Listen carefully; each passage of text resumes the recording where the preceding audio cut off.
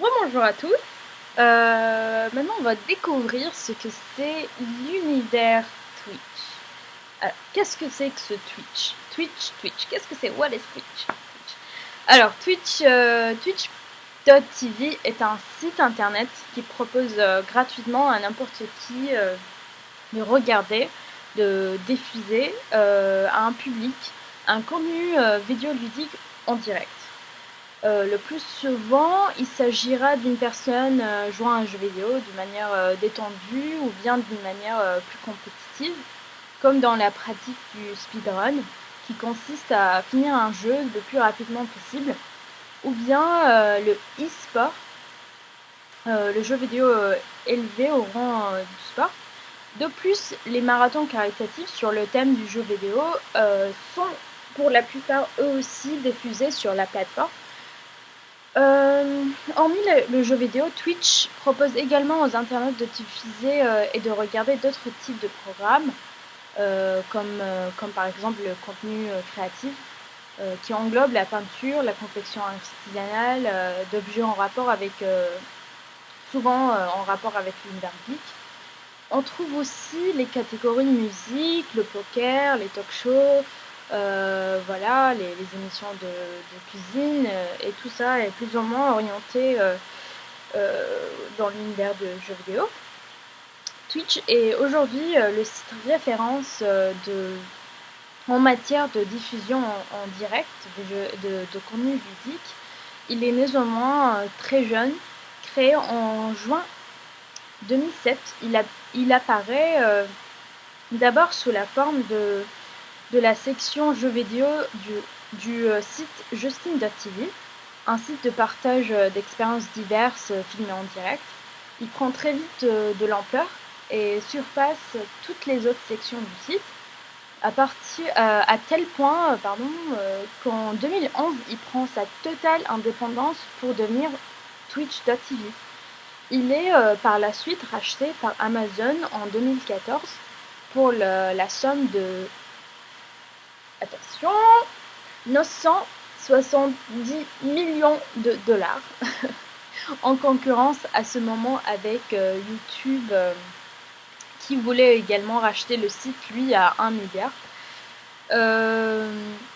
Sur Twitch, une des caractéristiques les plus remarquables est les émoticônes. Voilà, les émoticônes sur Twitch.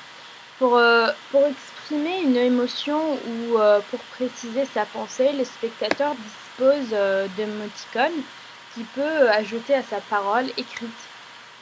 Sur Twitch, les émotes ont pris une importance considérable. On a le plus connu qui est l'emblème du site, c'est le kappa. Le kappa, il représente l'humour et plus précisément le sarcasme. Kappa a été créé le jour où les dirigeants avaient l'habitude de prendre en photo les employés du site pour en faire des émoticônes et s'amuser avec. Josh Kappa, qui est un stagiaire de la section jeux vidéo à l'époque de Justin.tv, a posé pour la vidéo et son visage, il est devenu l'émote le plus utilisé, mais un peu, personne ne sait pourquoi en fait. Pour le reste des émotes, ils ont plusieurs éléments du quotidien, tels que des personnages connus de jeux vidéo, des streamers connus, quoi. Des fois, ça peut être des chiens, des chats, des onomatopées. Voilà, quoi. Ces émoticônes sont donc devenus des références communes d'un certain sentiment, comme voilà, le kappa, le sarcasme, la tristesse, ça peut être une émoticône, l'extase, le dégoût, etc. Les diffusions passées sont enregistrables et Twitch se compose donc également du service VOD. Je vais vous montrer comment se compose un streaming classique. Alors je vais vous montrer comment se compose un streaming classique. Donc là, on est sur le site Twitch. on va prendre un jeu au hasard, par exemple Dark Souls, voilà, intéressant. On se retrouve donc dans, dans les streams Dark Souls 3. Donc ici on voit les chaînes en français, les chaînes français, et après il y a les chaînes en direct. Voilà, c'est des gens qui jouent dans le monde entier, c'est des streamers. Ça bug un peu. Donc vas-y, on va prendre le premier avec... Non, on va plutôt prendre... vas-y, c'est en français, mais je vais vous montrer une chaîne internationale qui a beaucoup de spectateurs pour vous montrer un peu l'interactivité. Donc on va prendre celle-là, vas-y.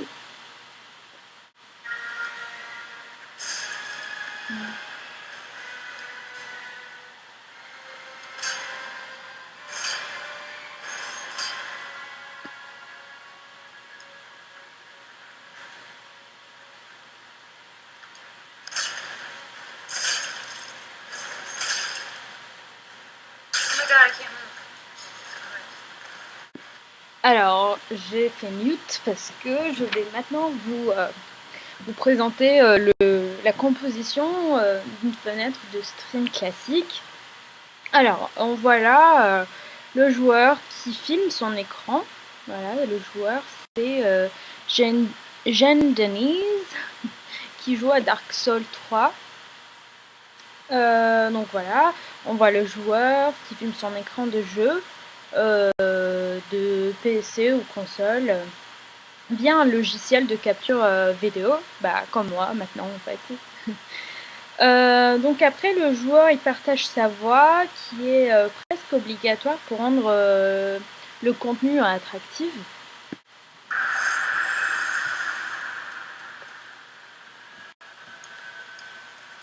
Donc, elle parle pas beaucoup.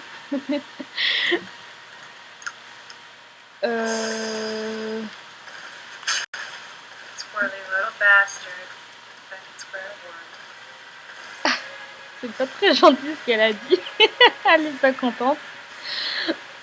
Bon, voilà, elle réagit. Et puis son visage, voilà, elle se filme par le facecam, qui est très répandu, mais pas considéré comme rédhibitoire par les pratiques communautaires de Twitch. Souvent, le joueur commente ses actions et réagit au possible à son audience qui s'exprime eux via chat, mais on dirait que le public ici s'exprime plus qu'elle. Donc voilà, ça c'est la partie chat où les gens réagissent. Donc ici on a les gens qui regardent. 1429 viewers. Après on a les viewers total quoi. Elle a beaucoup là, elle a une million. Et les followers. Donc il faut préciser que following et un abonnement et follower, faire un following à quelqu'un, c'est pas la même chose. Following, c'est voilà, tu vas l'avoir dans tes chaînes et tu vas les repérer plus facilement. Et ils vont te dire s'il est en ligne ou hors ligne. Mais s'abonner, je vais expliquer plus tard. Donc le fenêtre basique se compose de partie propre de streamer qui habille son espace comme il le souhaite. Donc elle, voilà, elle a des petits chats, un petit chat mignon avec un cœur. Voilà, elle a un petit Twitter, un Instagram. C'est en rose. Le chat textuel qui représente l'espace d'interactivité avec le public. Donc voilà, c'est ça, la partie du chat textuel. Et là, on voit un peu les émoticônes que j'ai parlé de... les émoticônes que j'ai évoqués tout à l'heure. Il y en a beaucoup. Et moi aussi, je peux écrire un petit message, dire... je sais pas... hello. et mettre un petit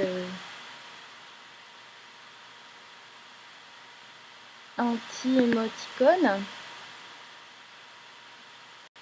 Il y en a beaucoup. Et voilà, c'est ça. Je vais peut-être mettre celui-là, j'en ai un.